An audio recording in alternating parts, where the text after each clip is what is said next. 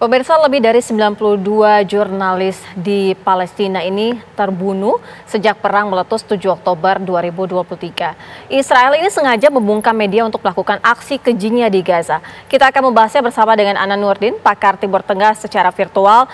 Mas Ana Nurdin ini juga sekaligus mantan koresponden Al Jazeera selama kurang lebih 20 tahun. Mas Anan, Assalamualaikum. Assalamualaikum, Mas. Waalaikumsalam warahmatullahi wabarakatuh. Ya, Mas Anan, kalau melihat kondisi saat ini di Gaza, Palestina, Israel dengan secara masif sengaja juga melakukan penyerangan dan juga terhadap jurnalis, termasuk juga mengakibatkan para jurnalis ini gugur.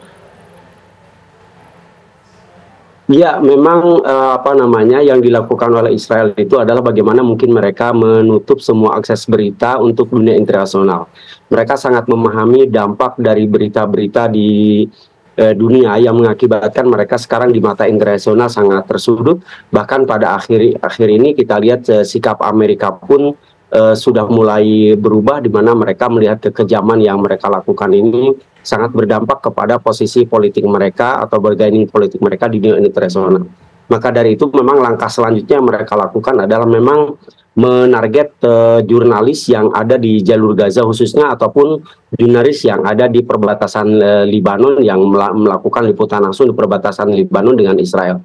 Kita tahu bahwa bukan hanya wartawan-wartawan yang di jalur Gaza atau wartawan-wartawan Timur Tengah saja, tetapi juga wartawan-wartawan dalam hal ini yang berasal dari AFP, dari Reuters, dari AP, dari wartawan internasional, dari New York Times, semuanya juga menjadi korban dari serangan brutal Israel.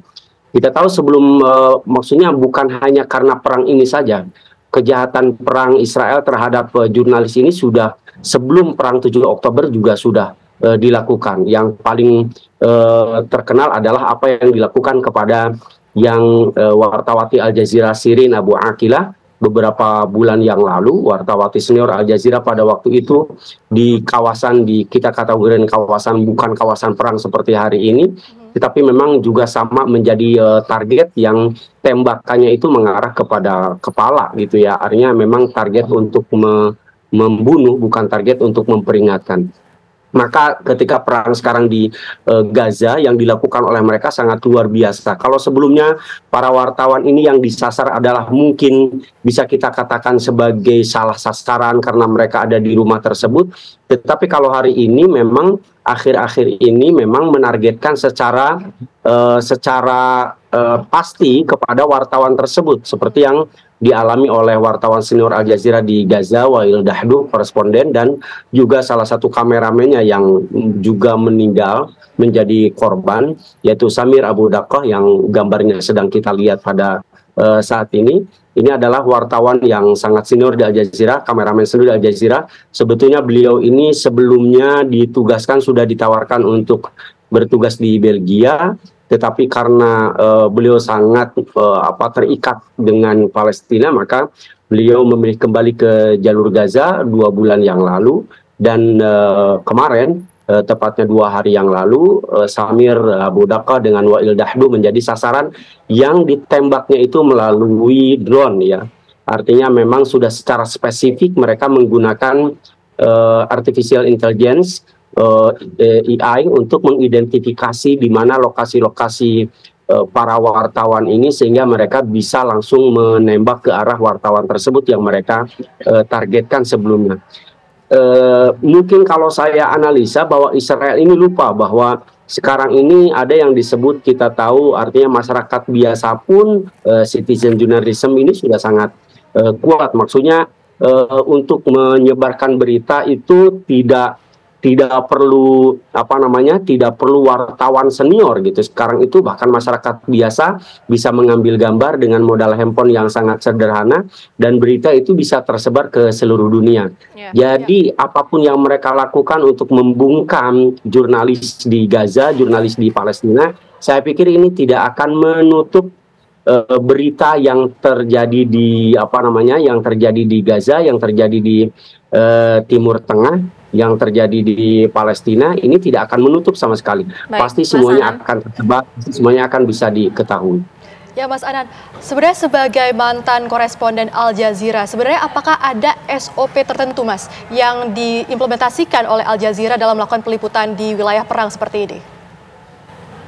Ya, kalau SOP liputan sebetulnya semua wartawan saya pikir sama mempunyai SOP yang standar, di mana kalau kita liputan di tempat yang tensinya cukup tinggi, kita diarahkan untuk memakai baju anti peluru dengan tulisan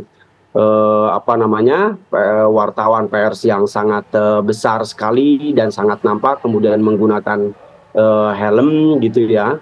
Di beberapa tempat bahkan mungkin kita bisa dilindungi juga oleh beberapa tim pengaman, tetapi ketika menghadapi kejahatan perang seperti yang dilakukan oleh Israel, saya pikir wartawan manapun akan menjadi korban karena memang ditargetkan tanpa melihat baju yang kita pakai, tanpa melihat pekerjaan yang kita pakai, termasuk jangankan kepada jurnalis. Kita lihat bahwa tenaga medis sekalipun, ambulans sekalipun gitu ya, tidak menjadi pengecualian bagi mereka karena memang tindakan kejahatan mereka yang sudah sangat luar biasa. Jadi masalahnya saya pikir bukan masalah di SOP jurnalis ketika liputan di tempat perang seperti ini, tetapi memang kejahatan yang sudah terorganisir dengan baik dan mendapat dukungan internasional terutama dari Amerika dan beberapa negara dari Uni Eropa, maka apapun yang mereka lakukan, mereka seperti sudah merasa di atas hukum, tidak akan ada negara yang bisa menuntut, tidak akan ada mahkamah internasional yang bisa menuntut.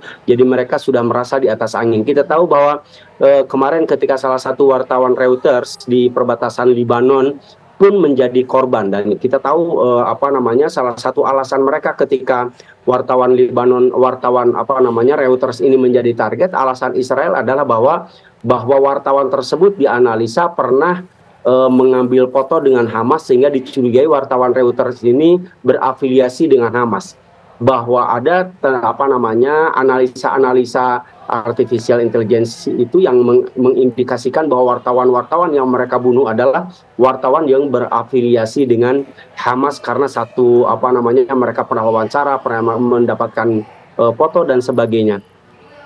Kita melihat hal tersebut, maka saya pikir ini permasalahannya bukan di kita sebagai jurnalisnya, tetapi memang terletak kepada niat dan kebiadaban penjaga Israel yang memang menargetkan membumi hanguskan seluruh berita agar tidak menyebar di dunia internasional. Ya, Mas Anan kan cukup lama menjadi koresponden di Al Jazeera, kurang lebih selama 20 tahun. Artinya sudah mengetahui atau paham sekali paling tidak dengan redaksional di Al Jazeera. Nah, dalam kondisi seperti ini, apa kira-kira apakah Mas Anan juga sudah mendapatkan informasi yang dilakukan oleh Al Jazeera, redaksinya akan melakukan seperti apa? Karena ini targetnya tidak hanya sebagai jurnalisnya saja, tapi keluarga mereka juga menjadi target. Ya, betul sekali bahwa beberapa minggu yang lalu itu keluarga wartawan senior Al Jazeera Wael Dahdu juga menjadi korban. Ya, istrinya, anaknya, dan semua keluarganya dalam satu rumah itu, kalau tidak salah 3 pekan lalu, itu juga menjadi target secara langsung ya. Ada secara spesifik memang mereka menargetkan keluarga wartawan tersebut, termasuk di waktu yang bersamaan sebetulnya keluarga dari kameramen Al Jazeera pun sebenarnya sudah menjadi korban juga. Yang dilakukan oleh perusahaan atau oleh media sebesar Al Jazeera, saya pikir akan sama dengan yang dilakukan oleh wartawan, oleh perusahaan seperti Reuters.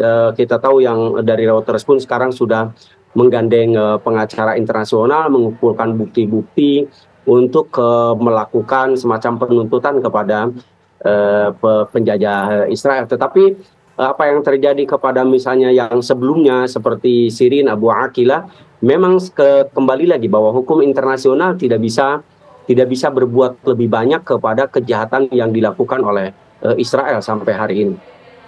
Ya Mas Anan, artinya apa saja langkah yang bisa diambil para jurnalis yang bertugas di kawasan perang ini untuk mengantisipasi hal-hal seperti ini agar tidak terjadi semakin banyak korban ke depannya, Mas?